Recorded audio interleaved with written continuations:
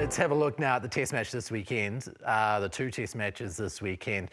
New Zealand versus Australia. Firstly, let's start with the fact that they flew to Perth together.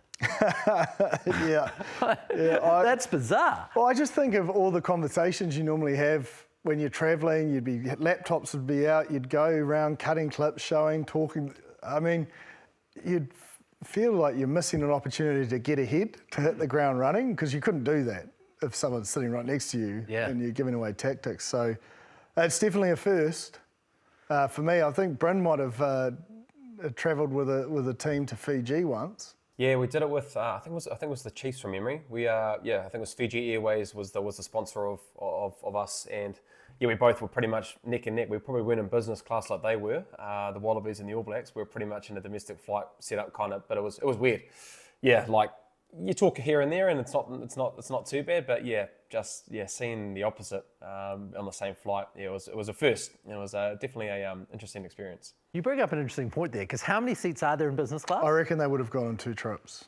Oh, right. Surely. There's just no way they would have got the teams in there. Yeah, because I mean, and if there wasn't enough room, like who bumps down to premium economy? But normally from a high performance aspect, I'd say minutes, injuries, who needs game readies and so forth. Caps. Brynna would have the training bib on. He'd be walking in there making sure everyone knows that the veteran needs to get his chance. Oh, well, right now I'd be all right, Ross, but no, back in the day it was more so, it was always with caps and being able to, I think also as well, it kind of came back to how tall they were as well. Like if it was the locks were pretty much a foregone conclusion with how big they are. So yeah, it was the locks and the caps, so yeah. the halfback's not getting the aisle seat. You've got to have a bit of pull in terms of caps and being able to, the experience you play, because your height-wise isn't going to get you into business, that's for sure, with the forwards and what they need. I think if you want to win, you want your big boys happy. Yeah. Yeah, I'll never forget, like, you'd get your ticket and you'd get an exit row, like if you weren't flying business, and it's just like, if you're a hooker or halfback, you're like, oh, well, that's gone. Paddy, exit row for you, me old mate. Put those legs out. Yeah. Offer, he was another one they need to get in there. Yeah.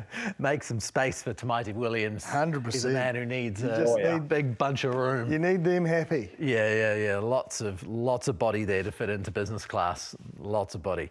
Okay, so the All Blacks, do they go back to back and win in Perth? Yes. And why? I think from what we've discussed is I just like the way they went back to an all-out attack.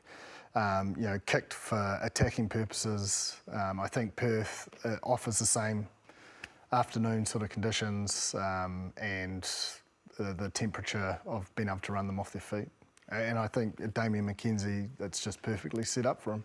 Yeah, look, I think we're still going to see the same pitches, I think, the attacking side. I just want to see a ruthless performance, and I know it's going to be a little bit more difficult with Valentini and Skelton in terms of that physicality, and we're going to have to bar up there 1 to 8, and then even the reserves that are going to come on to win that collision area. Because if we do, like we saw in that first 20 minutes, we're going to be able to play on top of them and then being able to hopefully score points. I think it's just the ruthlessness that I want to see, Ross. Like, it's probably come to a point now where I think we need a statement win.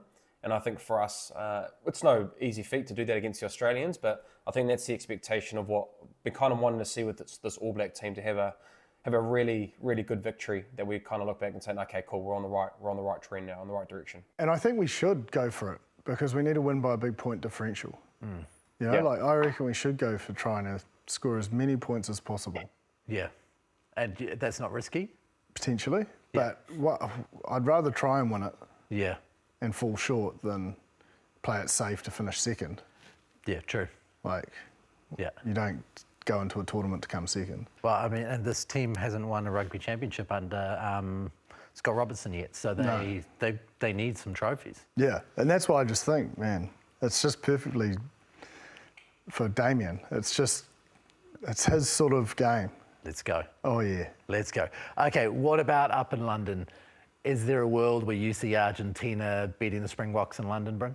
I find it hard to, I guess, with how the South Africans are going, but the Argentinians, every time we say it, every time it's the consistency. Can they find a way? And through history, they've been able to do that against all these rugby championship teams. They've been able to do it. So, and the fact that it's not going to be in South Africa, now there will be a big contingency that is in London with what we saw with the All Blacks playing them in South Africa and London not too long ago before the World Cup.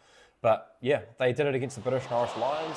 The British and Irish Lions, I think they played in London, correct me if I'm wrong, for that first game of the series, and were able to be able to win that. The way they did that was their contestable games, the aerial game, being able to win that.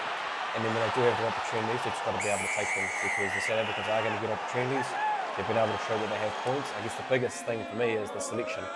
Who is Rusty going to select? Is he going to give them the same group a chance? I'm not too sure. Probably history shows that he will make a few changes. But if you make sure Sasha is in that number 10 jersey, because they're a good team when he's in that number 10 position. I think they played in Ireland. Was that game? Dublin, yeah. Yeah, it was at Yep. Viva. Sorry, Dublin. The South Africans are also now, because of the URC, very adept at flying from South Africa to the UK and playing football. Like that's part of. Yeah, I don't think they'll find that a problem. I'm hopeful it's tight, and then and if we can win by a margin, at least put some pressure on them to score some points and hopefully force some errors and give Argentina an opportunity. Yeah, it would be a lot of fun.